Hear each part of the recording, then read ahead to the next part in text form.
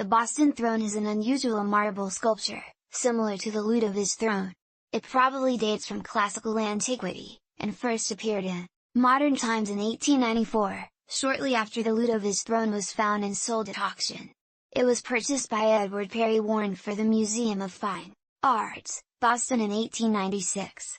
The Boston throne is a cuboid block of marble, carved in relief on three sides. The main panel on one long side shows a central, naked-winged youth, holding scales, mostly now lost. The pans of the scales remain, each containing a small figure of a youth.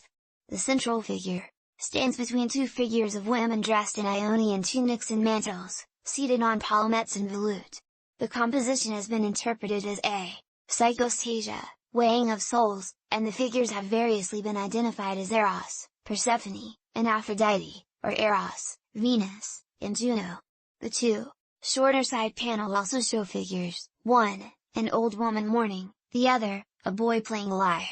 The consensus is that the sculpture of the Boston throne is lower in quality than that of the Ludovisi throne, with less subtle and less figurative characterization. The Ludovisi throne is thought to be a 5th century BC Greek original, but it seems likely that the Boston throne has a substantially later date. Perhaps it was a 1st century BC Roman companion piece to the Ludovisi throne, created for the piece's assumed display arrangement in the gardens of Sallust, or it may even be a forgery.